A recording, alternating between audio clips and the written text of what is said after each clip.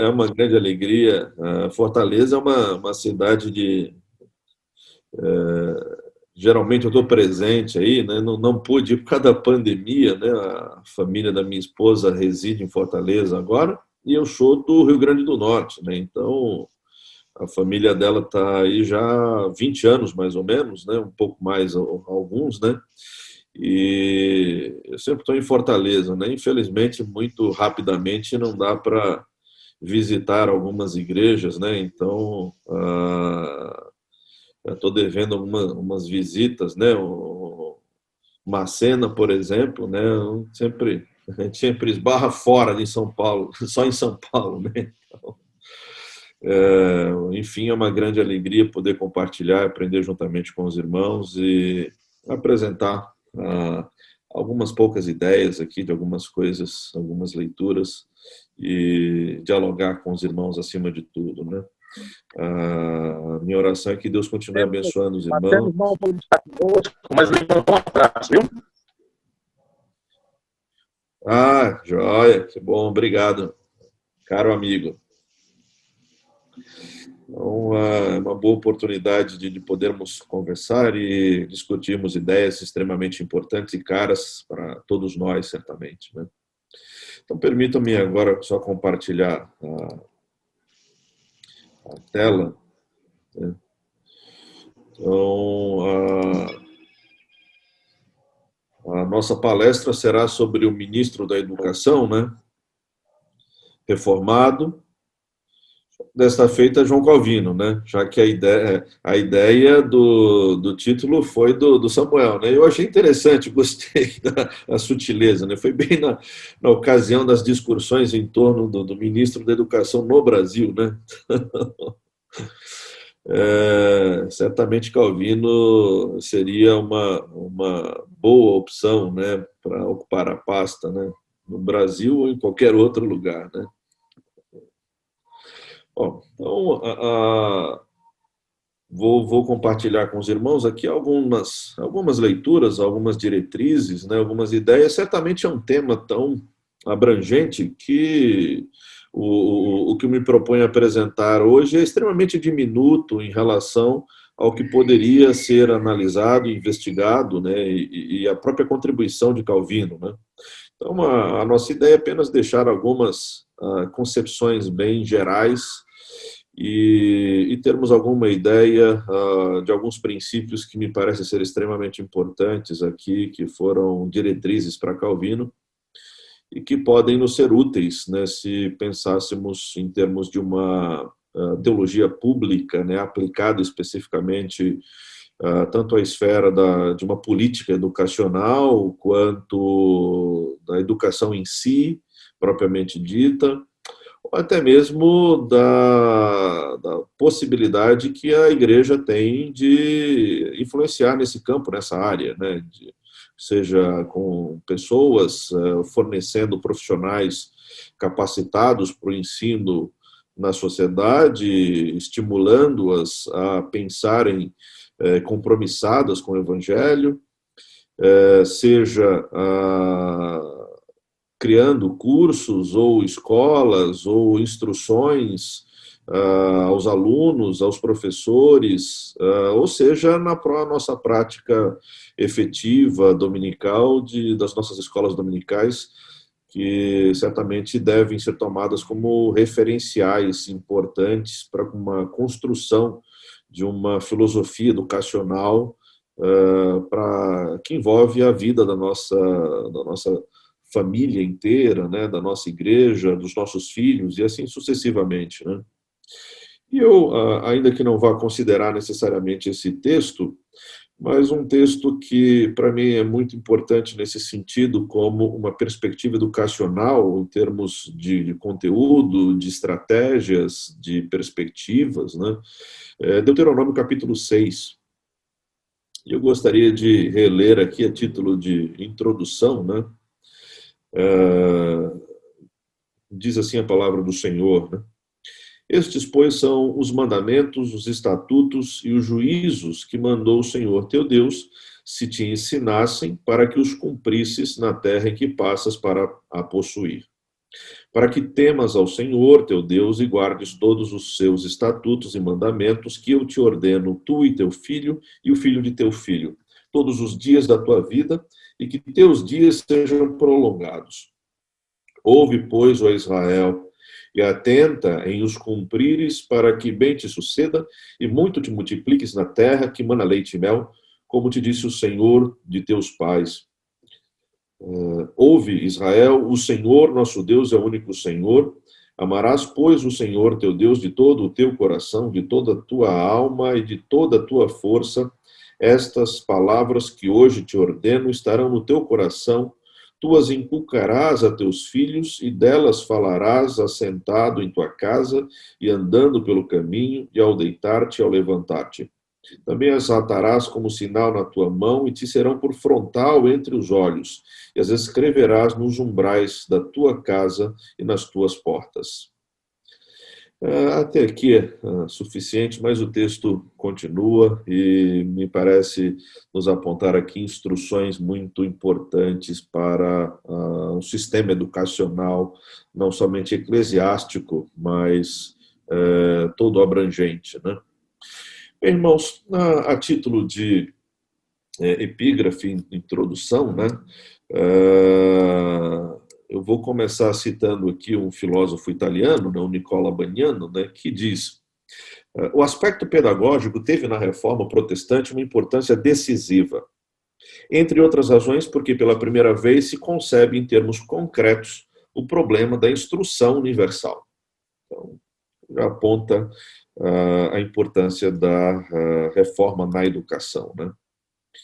O Francisco Laroio, que é um filósofo mexicano, ele diz: assim como na Alemanha, também na Suíça, na França, na Holanda e na Escócia, os reformadores foram pedagogos, ou, pelo menos, grandes educadores. Lucien Febvre, um historiador francês, um dos principais historiadores franceses do século XX, né? Ele diz: o essencial é que talvez a grande obra de Calvino não foi redigir livros, pronunciar sermões, formular e defender dogmas, foi educar homens.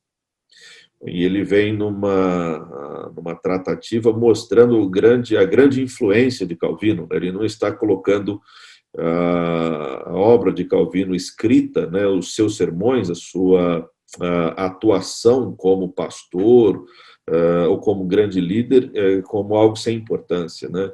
Mas para ele o mais importante foi exatamente a atividade de Calvino em educar homens, em educar pessoas. A educação para ele foi o elemento-chave, né? O David Hall é um pastor presbiteriano americano, tem lançado muitas obras recentemente, né? Algumas delas traduzidas e publicadas pela Casa Editora Presbiteriana também. Ele diz: Calvino rompeu com a pedagogia medieval que limitava a educação principalmente à elite aristocrática. Então, aqui começa exatamente uma concepção de uma educação universal, abrangente e acessível a todos indistintamente, né? É um ponto-chave que muitos historiadores da educação, muitos historiadores em geral, pedagogos, reconhecem como uma das principais contribuições de Calvino, Lutero também, mas eu creio que Calvino me parece ocorrer com maior frequência, né? Comênios, um pastor moraviano, né, e considerado o fundador da didática moderna, de influência calvinista, né, de tradição calvinista, né, ele diz: uma árvore tal como cresce, alta ou baixa, com os ramos bem direitos ou tortos, assim permanece depois de adulta e não se deixa transformar. Se devem aplicar remédios às corruptelas do gênero humano, importa fazê-lo de modo especial por meio de uma educação sensata e prudente na juventude. As escolas são oficinas da humanidade, né? E essa expressão, escolas são oficinas da humanidade, Calvino já repetiu essa mesma ideia com outras palavras, né? Então, há uma grande influência de Calvino em Comênios que penso que poderíamos dizer dele ser calvinista, né, sem nenhum problema. Então, Dentro de um contexto um pouco mais abrangente, a relação entre a reforma protestante e a educação, só apontando alguns elementos, né? E aqui encontramos o Anísio Teixeira, né, que foi um jurista brasileiro, educador, né, na sua grande prática foi ligada à educação propriamente, né, e é um dos principais nomes da Escola Nova, né,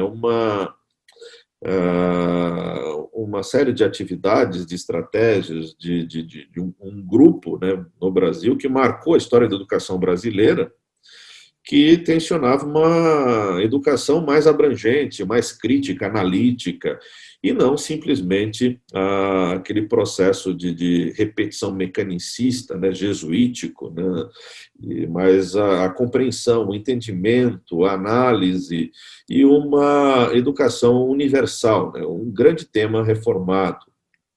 E aqui ele já aponta, né, que há, de certo modo, em alguma medida, ele bebe essa ideia da reforma, né, já que ele assim diz. Do Renascimento em diante, começou a se afirmar em algumas sociedades necessidade de educação para todos, à medida que as artes da leitura e da escrita se fizeram mais generalizadas. Graças à imprensa e à reforma, a leitura da Bíblia se fez possível e então obrigatória.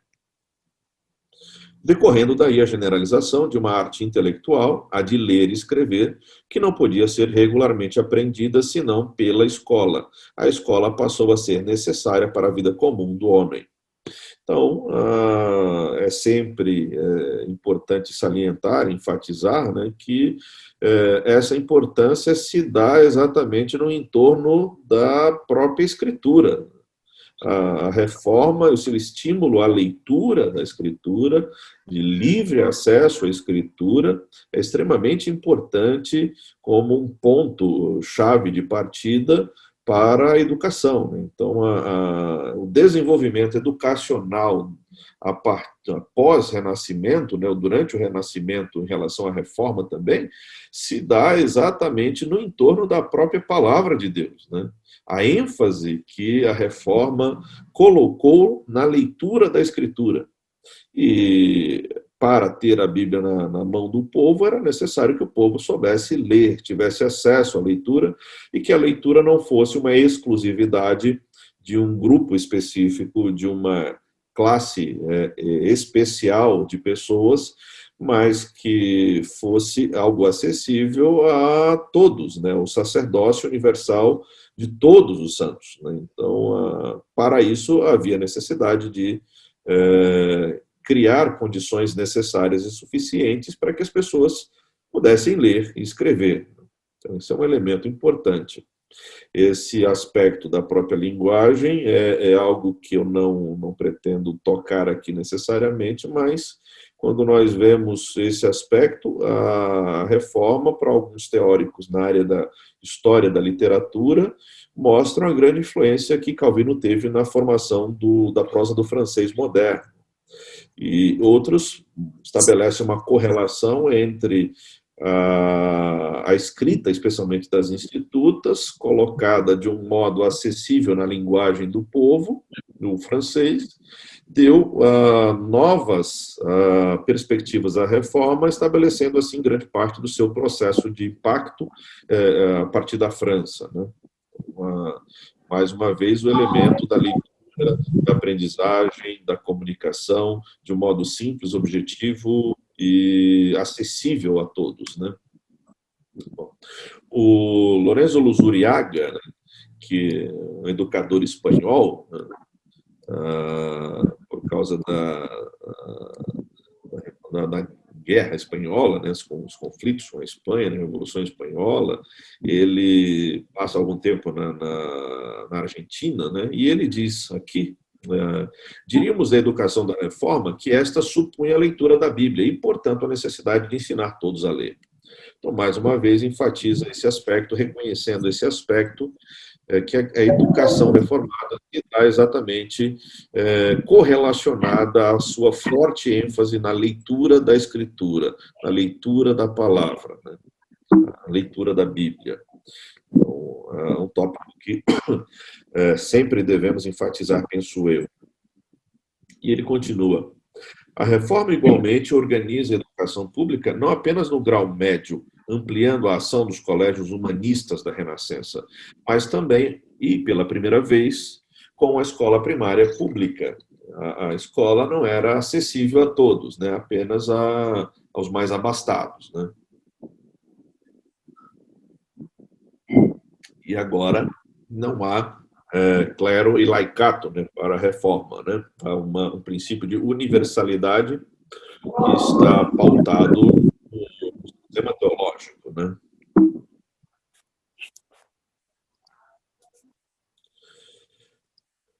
Bom, aqui, mais uma vez, o Laroio, e ele diz: a reforma, pois, coloca a instrução a serviço da crença revelada, a saber, ao amparo da fé. Tal atitude se chama teísmo pedagógico, visto como vê nas relações com Deus e sua revelação, a Bíblia, o propósito final do processo educativo. Não obstante, a ideia de aplicar a própria razão à verdade divina contida nos evangelhos trouxe como resultado o exigir de todos a leitura da Bíblia e o exercício da razão pessoal, isto é, apresentou às instituições docentes o problema de uma educação geral para todos, sem distinção de idade, classe social, A raça e ideia sexo. da aplicação à própria razão, à verdade divina, contida nos evangelhos, trouxe como resultado o exigir de toda a leitura da Bíblia e o exercício da razão pessoal. E isto apresentou às instituições docentes o problema de uma educação geral para todos, sem distinção de idade, classe social, raça e sexo. Exatamente. Né? Então, mais uma vez, a ênfase na leitura da Escritura como ponto central. Né? O Gabriel Compairé diz assim: o princípio fundamental da reforma, de que a fé deve ser individual do mesmo modo que a responsabilidade, incorporava a semente de toda uma revolução pedagógica. Né? Bom, isso certamente, na aplicação, né, das estratégias, né, de uma filosofia educacional, especialmente no nosso país, isso está completamente descartado. Né? Não existe responsabilidade do indivíduo que aprende, né? Responsabilidade é só de quem ensina. Né? Vez ou outra me deparo com uma imagem que mostra com uma comparação de tempo, né? Os pais com as notas do filho, algumas décadas atrás, cobrando do filho o fato de ele tirar notas baixas, né? E depois faz uma comparação com uma foto nos dias atuais dos pais com as notas baixas do filho, cobrando do professor o fato do filho ter notas baixas, né? E ele traz à tona aqui exatamente a responsabilidade do indivíduo, do sujeito, né?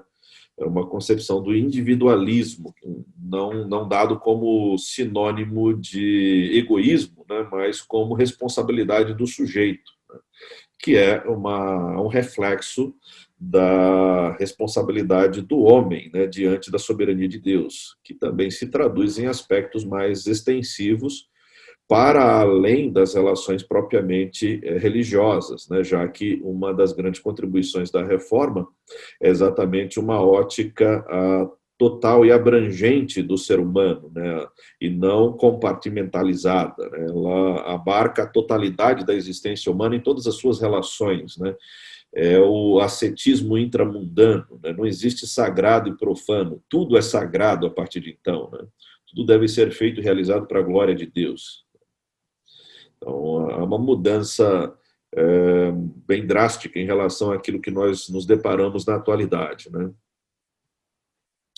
Bom, e aqui, propriamente, o que, a meu ver, serve como um resumo, ou seria um resumo da filosofia educacional de Calvino, que está contida naquilo que nós temos como as atas de Ratisbonne, que são um relato, registro, né, dos concílios de Genebra, especialmente no seu primeiro momento de estadia em Genebra, já entre 1536 e 1538, e que são registrados nesse documento. Obviamente, seria muita pretensão nós conseguirmos analisar aqui em pouco tempo. Será uma obra, seria uma análise muito mais detalhada para entendermos toda a complexidade das estratégias de Calvino aqui, da sua simplicidade também, né? Mas eu quero apenas apresentar o que eu considero a essência do que ele defende, né, na sua perspectiva educacional. E penso que aqui está posto exatamente o ponto de partida que ele vai aplicar como uma estratégia solicitada pelos líderes da cidade, né, pelos governantes da cidade, como uma concepção educacional, já que por séculos havia o interesse, né, o desejo em Genebra de se tornar uma referência em termos de educação, né, e várias tentativas de estabelecimento de uma universidade, num sistema educacional que fosse influente, importante em toda a Europa. Ao que tudo indica, esse anseio ele só se concretizou a partir de Calvino, né? Então, Calvino foi o grande articulador, o grande pensador aqui, estrategista, em várias vertentes, né, em termos das concepções de direito, políticas e educacionais também, que é o nosso objeto específico aqui, né?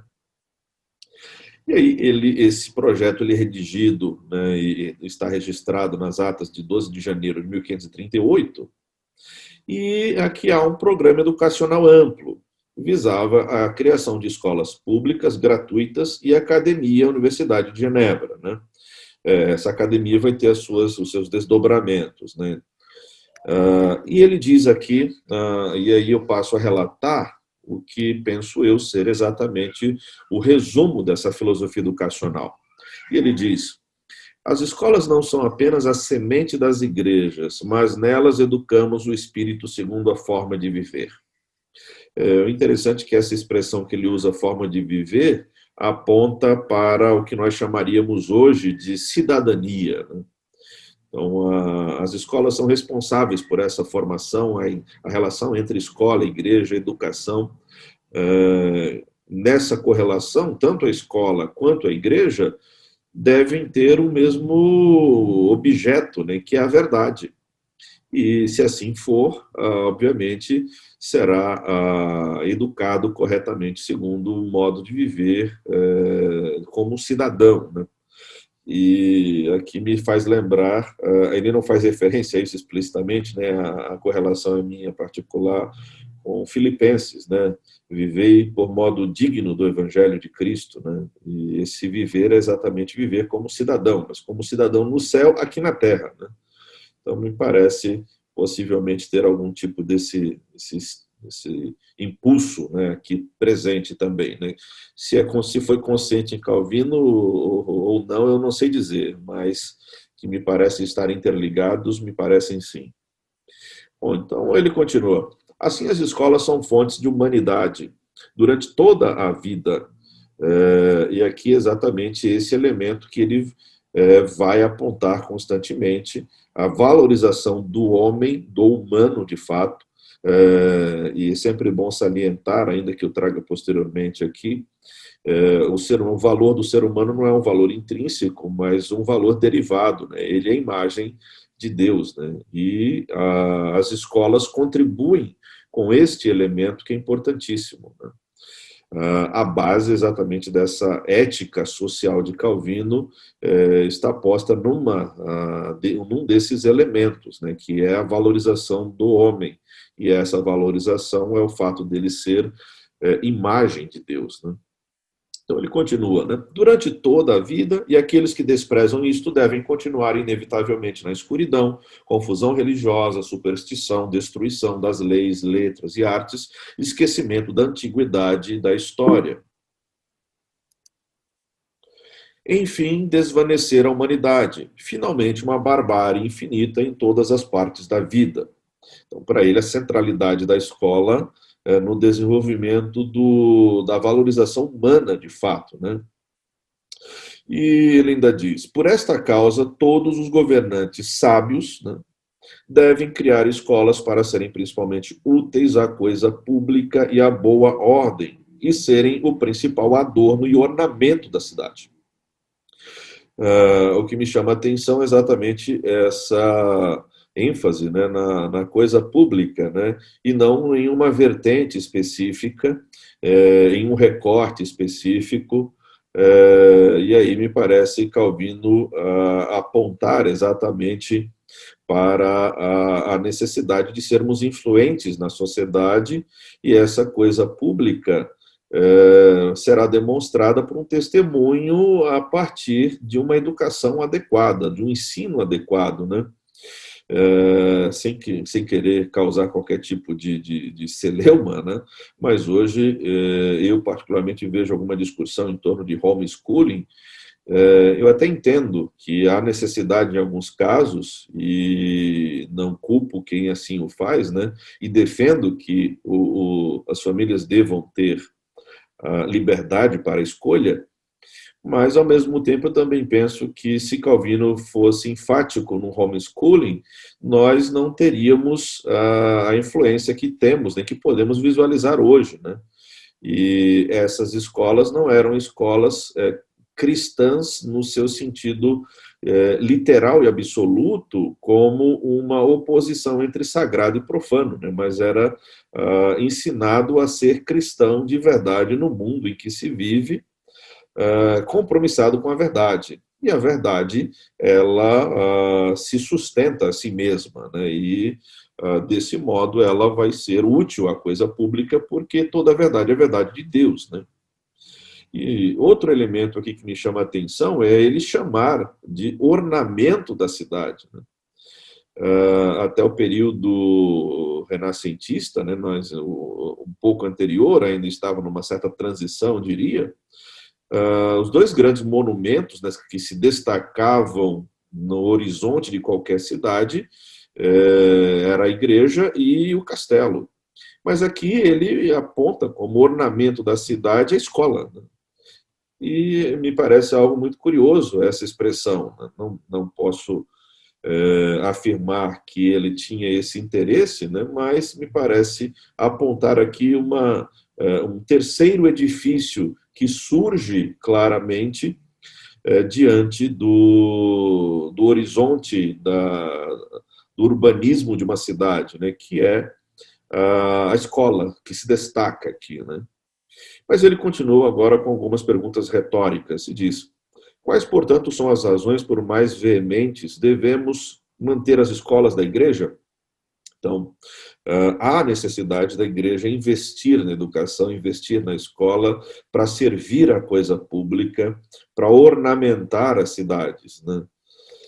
E ele diz ainda: avançar a doutrina da igreja e todas as boas ciências que são úteis tanto para explicar a doutrina celeste quanto para governar as outras coisas concernentes à vida do homem?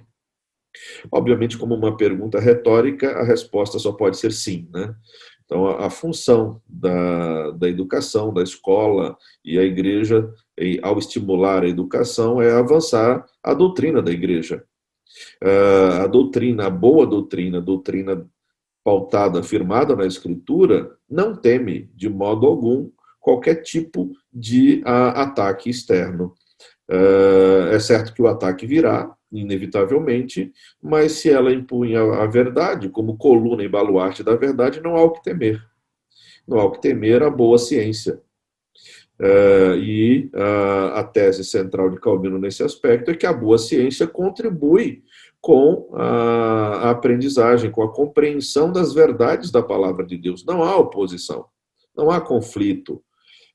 Se toda a verdade provém de Deus, não há nenhum conflito. Já que não há conflito, não há nenhuma incoerência, inconsistência no próprio Deus, né? E aí ele diz: é nosso dever estimular esta prática da igreja em todo o tempo, posto que a igreja jamais floresceu sem escolas. Então, a educação é central para o desenvolvimento da igreja, é central para o desenvolvimento da sã doutrina, já que há necessidade de ler a Escritura, ler corretamente, ler adequadamente, e quando a igreja fornece as condições necessárias e suficientes para que isso ocorra, ela será a grande abençoada nesse processo, né? Ela vai receber os benefícios de uma educação adequada, né? De uma leitura adequada da Escritura. Vale observar hoje a quantidade de erros e equívocos dos mais absurdos que ocorrem no meio evangélico, por exemplo, por causa de uma leitura completamente equivocada da Escritura. E, às vezes, eu acho que não é nenhuma questão de boa ou má doutrina, porque, às vezes, me parece que não tem doutrina nenhuma, né? É simplesmente uma leitura errônea, né? É o analfabetismo funcional prestando um desserviço à própria igreja, às vezes até alguns ditos pastores, né? Infelizmente, me parece uma verdade, todos nós, em alguma medida, já observamos algo do tipo, né? Bom, então, esse extrato de Calvino, dessa ata, né, me parece ser exatamente o resumo do que seria sua filosofia, mas há algumas ênfases que o texto completo vai apresentando, né, muito práticas e objetivas, demonstrando exatamente como Calvino era um grande gestor, como Calvino conseguia pensar a elementos aqui muito simples até, mas que me parecem ser extremamente inovadores, tanto para a sua época, mas até hoje são inovadores. E alguns governantes até trazem um elemento ou outro desses, achando que estão apresentando uma grande novidade, né? Na verdade, então, eles não sabem que isso já foi muito bem pensado por um grande pastor, né?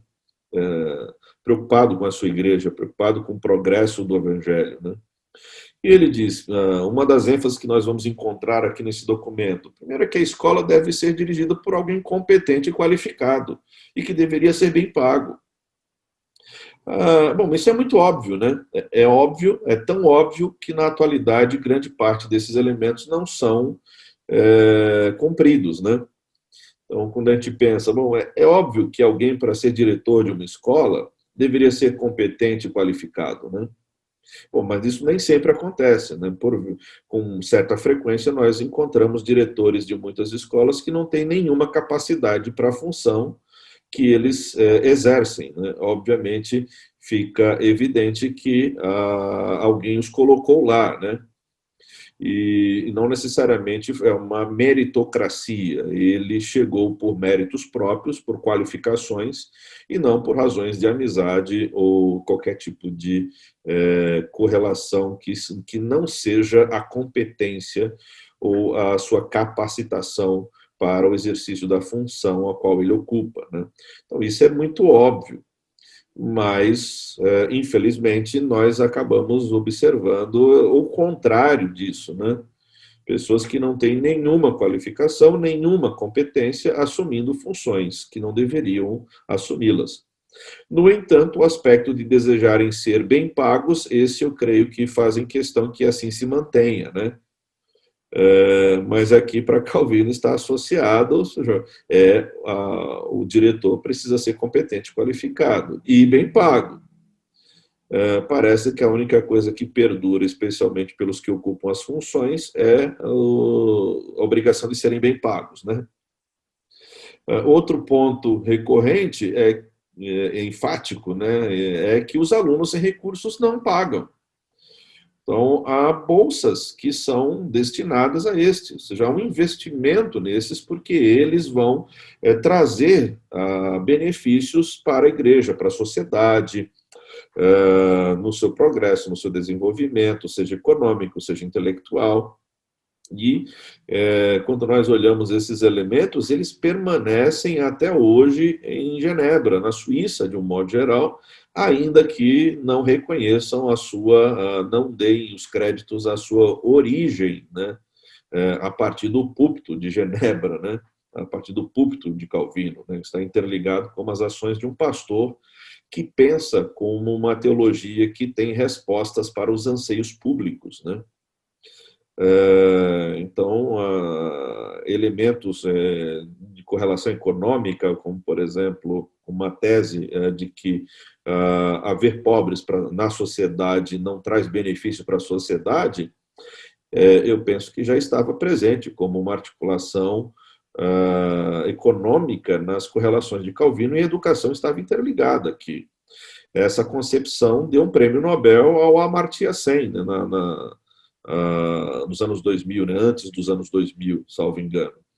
Então, a distribuição de renda, né, parecem ser temáticas, às vezes, correlacionadas a esquerdistas, a comunistas, marxistas, mas a preocupação com os pobres, com os necessitados, é uma preocupação bíblica, né, uma instrução bíblica. E Calvino refletia esse elemento aqui pensando nos alunos que não tinham recursos. Eles podem estudar, eles não são excluídos da educação por falta de recursos, né? Outro ponto muito prático é que ele defendia que o mestre principal, o professor, né, algumas escolas chamam de professor regente, né, ele deveria ter 2 auxiliares em sala de aula, né? Há alguns anos atrás, em São Paulo, o governador de São Paulo apresentou uma proposta extremamente revolucionária, inovadora, para melhorar os índices da educação no estado de São Paulo. Exigir propor que houvesse um auxiliar em cada sala, né? E, bom, grande novidade, Calvino já havia apontado a necessidade de pelo menos 2, isso no século XVI. Representou como se fosse a grande estratégia, né? Isso, ao que me consta, nunca foi levado necessariamente a efeito, e essa proposta ela é recorrente em alguns estados, em alguns municípios também, mas não são efetivados, né? Exatamente porque às vezes falta bons salários, competência e tudo mais, né? São obrigações dos gestores assim fazê-lo, né? Dos governantes sábios, né? Que ele enfatiza, né? Para fazer adequadamente tem que ter a classificação de sábio, né? Ser sábio, né? E esse atributo não é tão recorrente assim, lamentavelmente, em nosso país, né? Então, outro ponto importante é que as crianças deveriam estudar os princípios elementares da teologia e também das artes e das ciências. Por quê? Porque o ponto-chave é que a Bíblia é o fundamento de toda a aprendizagem.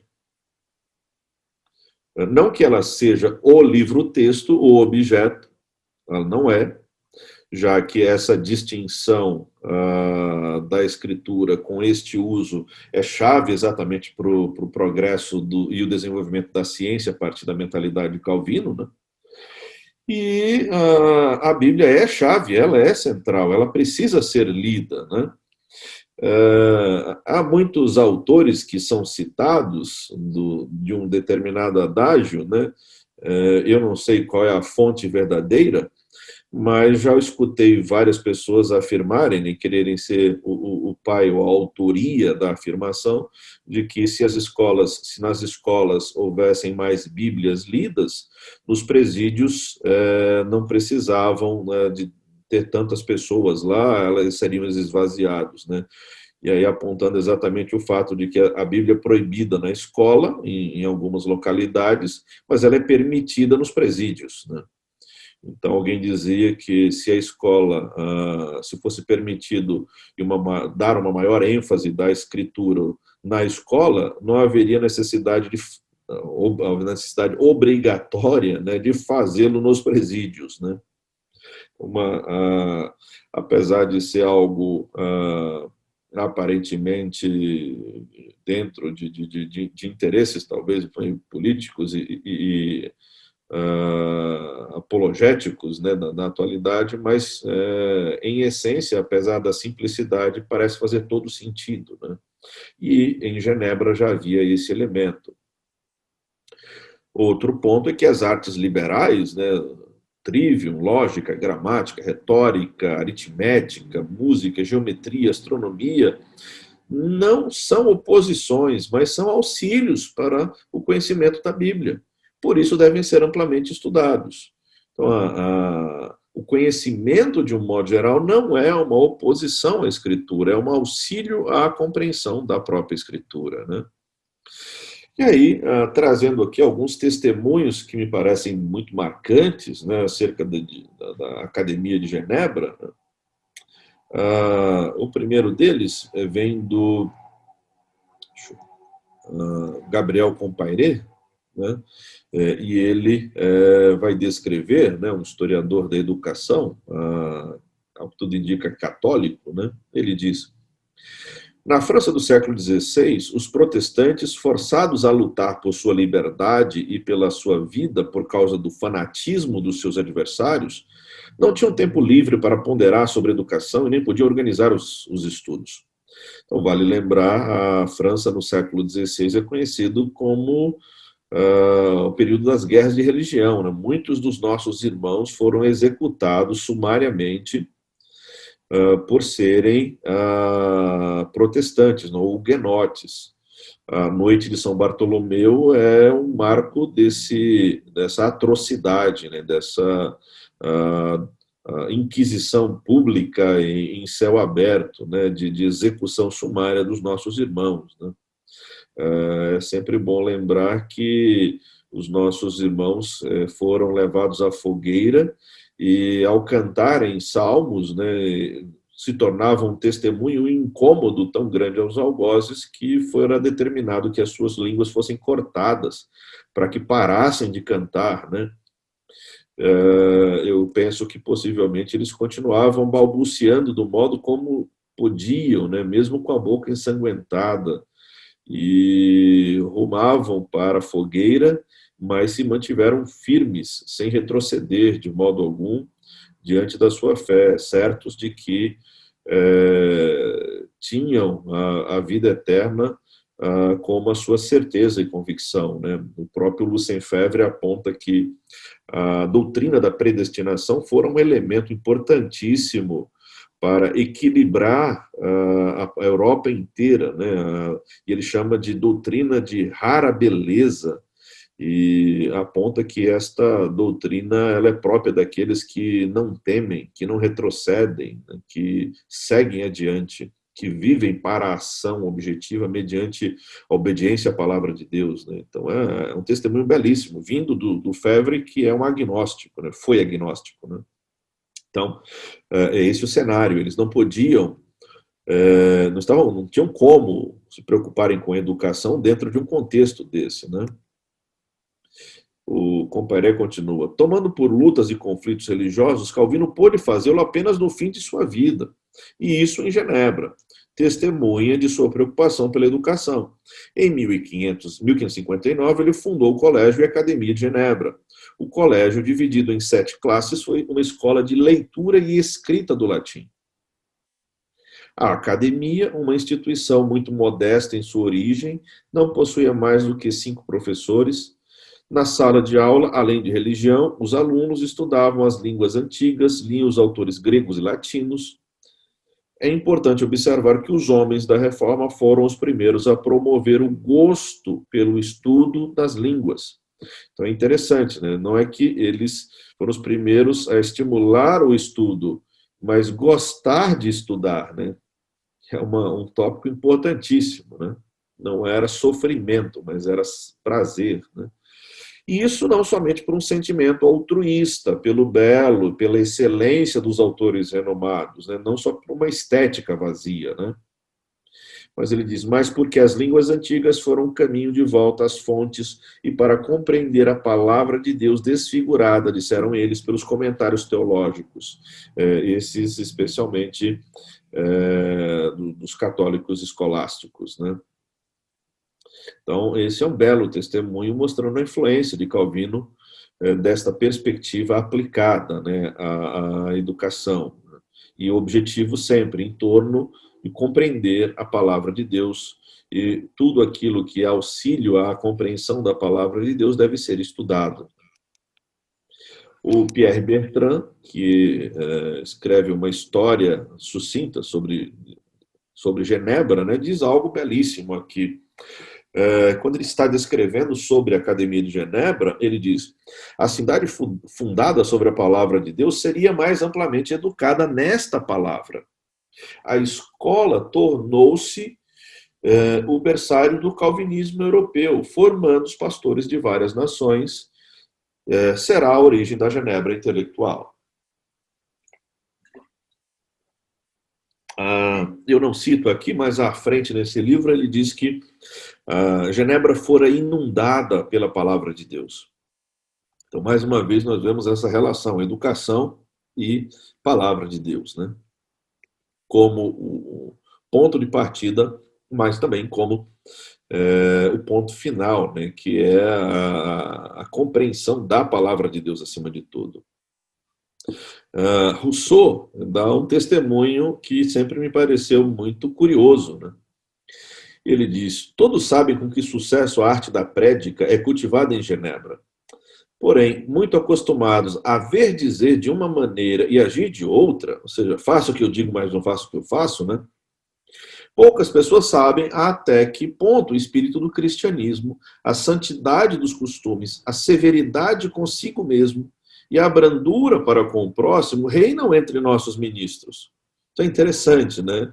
Ele vai apontar a importância do púlpito de Genebra na formação da sociedade, né? De uma ética abrangente e como proposta, única proposta até para a solução dos problemas da sociedade, né? E ele continua: talvez caiba apenas à cidade de Genebra mostrar o exemplo edificante de uma tão perfeita união entre uma sociedade de teólogos e de letrados. E a função básica dos teólogos era exatamente a pregação da palavra, né? Então, aqui, estendendo e alargando um pouco mais esse espectro de influência, a partir da Academia de Genebra, da educação centrada na escritura, ele demonstra uma grande correlação aqui entre a intelectualidade e a integridade de vida dos ministros de Genebra, a seriedade com a qual eles tratavam a si mesmos como exemplos, né? E o cuidado que eles tinham como povo como grande ponto de partida. E o objeto deles era exatamente a exposição da palavra. E ele fala da importância da pregação, né? O sucesso e a arte da prédica é cultivada. Isso significa uma educação para a pregação, mas, ao mesmo tempo, eu creio que a própria igreja era educada a saber ouvir o sermão, né? Ela tinha uma capacidade de compreensão suficiente para que, ao ouvir a exposição da palavra de um modo muito simples e prático, especialmente por Calvino, ela soubesse perceber as implicações dos princípios, a compreensão dos princípios e aplicá-los às particularidades de cada vida, né, do seu cotidiano, né? E aí, aqui uma rápida estrutura, né? Só esse aspecto a gente já teria alguns desmembramentos, né? Mas só para ilustrar inicialmente aqui, bem rapidamente, a estrutura da Academia de Genebra, né, o certo modo da educação, possui dois níveis. A primeira delas é a escola privada, né, uma educação pública dos jovens de Genebra. É sempre bom lembrar que os jovens de Genebra não tinham nenhuma alternativa a não ser servirem como exércitos de mercenários, né? E agora a educação lhes deu outra saída, outra qualificação. Se nós fizermos uma aplicação dessa lógica para as realidades que vemos na atualidade, especialmente no nosso país, né? Muitos falam que a saída para os jovens em posto de qualidade no Brasil é serem recrutados pelo tráfico, né? E a educação, uma educação adequada segundo esses princípios, certamente seria uma alternativa para esses jovens, mas aqui em Genebra foi uma responsabilidade da própria igreja, né? Do próprio de Calvino como pastor, no exercício do seu pastorado, né? Então, acho que vale sempre como um estímulo para que sempre que possível, né, as igrejas, pastores, líderes, estimulem a educação de alguma forma. Se não podem abrir escolas, né, o que não é simples e fácil, além de mão de obra qualificada, também exige-se muito dinheiro, né? Pelo menos há outras formas de educação em que nós podemos auxiliar amplamente, né? Diria que grande parte das nossas igrejas elas têm salas e uma estrutura mínima que poderia ser utilizada para além de algumas reuniões, né, no domingo especialmente, e outras no decorrer da semana, mas eu penso que grande parte do tempo na semana elas estão subutilizadas, poderiam ser usadas de alguma forma, né, para a sociedade, servir o entorno, né, da sua sociedade, né, e adequadamente, né.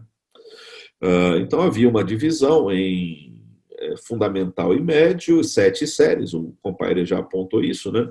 E a escola pública, que era o seminário para a formação teológica. Esse seminário é importantíssimo.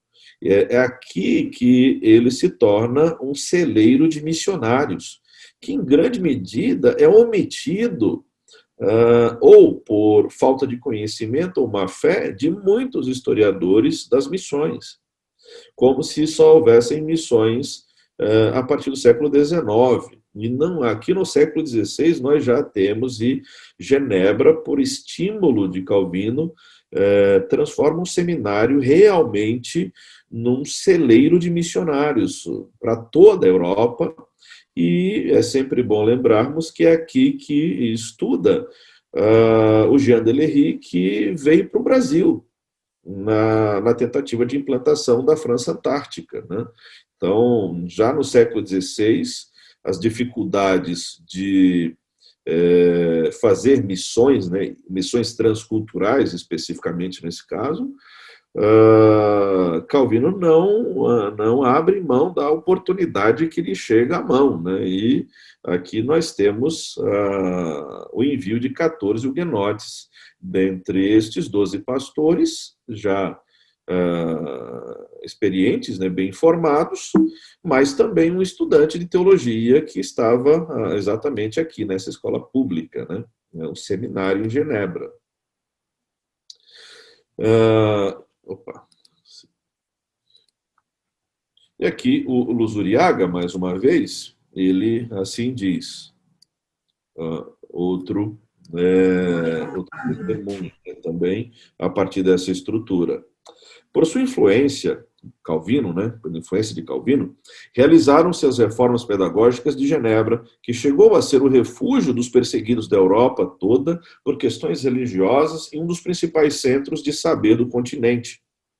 As ideias calvinistas se estenderam assim aos huguenotes na França, aos valões da Holanda e Bélgica, aos puritanos da Inglaterra, aos presbiterianos da Escócia e mais tarde às colônias inglesas da América.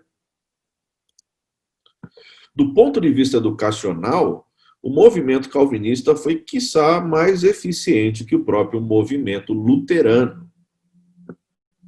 Então, esse é um ponto importante, um testemunho importante de um historiador de educação, né, que não é protestante. Né. Motivações para a educação. Na verdade, essas motivações para a educação não são exclusivas da educação para a educação. São motivações, eu diria, para o exercício da piedade cristã, né, o exercício da vida cristã na sua inteireza e plenitude, em que não está circunscrita e limitada à esfera eclesiástica, né, nem a correlações apenas aparentemente religiosas, mas se estende para a totalidade do ser, em todas as suas correlações, né, que é viver para a glória de Deus, ter o seu semelhante, o homem, e a nós mesmos também, como imagem e semelhança de Deus, e o exercício da mordomia cristã. Nós somos mordomos e depositários daquilo que o Senhor nos confia para serviço do próximo e para culto a Deus. Então, os elementos, a meu ver, estão interligados, né? A nossa grande motivação é a glória de Deus, é o culto a Deus. Mas, ao mesmo tempo, nós cultuamos a Deus quando nós servimos ao próximo. E nós servimos ao próximo e cultuamos a Deus com aquilo que o próprio Deus nos concede. E Deus nos concede tais benefícios, tais capacidades, quer sejam coisas tangíveis ou não, palpáveis ou não, para exatamente glorificá-lo e para servir ao próximo. Não é para usufruto próprio, né? Então, a característica da mordomia cristã faz parte desse exercício da educação, seja em oferecer uma educação de qualidade, seja em exercê-la propriamente como uma vocação do educador, ou aquele que aprende também. Ele deveria reconhecer que ele recebe grandes benefícios e ele deve corresponder adequadamente, né? Eu não tenho a menor dúvida que, se fôssemos observar em algumas instituições aqueles que são abençoados com bolsas de estudos, em muitos casos, os que mais dão trabalho e que menos reconhecem o benefício recebido e que menos traduzem isso em produção de saber, de conhecimento e aprendizagem são justamente aqueles que receberam bolsas, né? Então, em algumas instituições, isso ocorre com certa frequência. O indivíduo que mais recebe é o que é menos grato. Isso é um grande e grave equívoco, né? Bom, com o passar do nosso tempo aqui, eu não vou me deter a esses elementos, né? Apesar de importantíssimos e chave, né? Eu vou passá-los rapidamente aqui.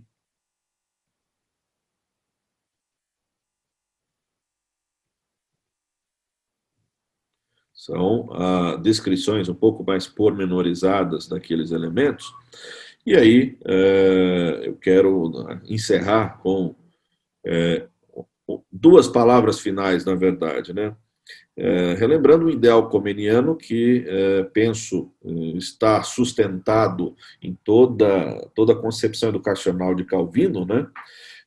Sendo Comênios o pai da didática moderna, portanto, todos aqueles que vão estudar educação, pedagogia ou cursos correlatos, eles deveriam ler Comênios, né? Pelo menos isso seria natural numa história de educação, ou como livro-texto de muitas áreas, né? Didática especialmente, né? Mas ele assim diz, né? Que Deus, tendo misericórdia de nós, nos faça encontrar um modo e um método geral capaz de nos ensinar a voltar para Ele todas as coisas que estão fora dele, e de que se ocupa a inteligência humana, e a voltar para o estudo das coisas celestes, todas as ocupações desta vida, nas quais se embaraça e se imerge o mundo.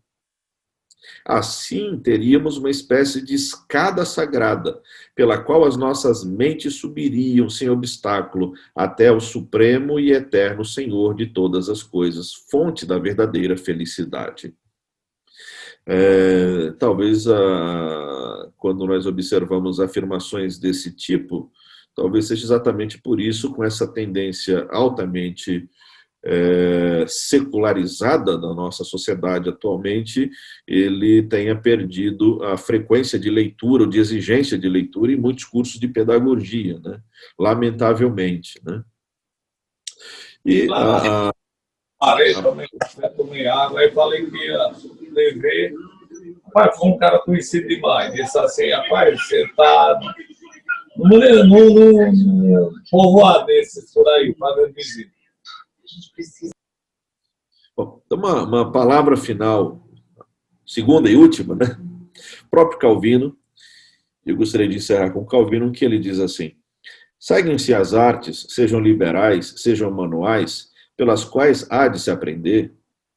Também nelas aparece a força da sutileza humana, uma vez que certa aptidão é inerente a todos nós. Ainda que nem todos sejam capazes para o aprendizado de tudo, há um indício satisfatório de uma energia comum, pois não se encontra ninguém em que não se descubra uma perfeita compreensão de alguma arte, e não dispõe da energia e da facilidade apenas para aprender, mas para imaginar algo novo em alguma arte, ou para ampliar, ilustrar o que alguém tenha antes ensinado. E Platão, uma vez que disseminou um erro ao ensinar que tal compreensão nada mais fosse que a recordação, obriga-nos assim a confessar, por uma excelente razão, que seu princípio foi inspirado pelo entendimento humano. Portanto, esses ensinamentos atestam abertamente que a compreensão universal da razão e da inteligência está incutida de forma natural nos homens. Assim, entretanto, universal é o bem, dado que nele cada um deva reconhecer por si a graça peculiar de Deus. Institutas é um aspecto importante mostrando que todos são capazes de aprender.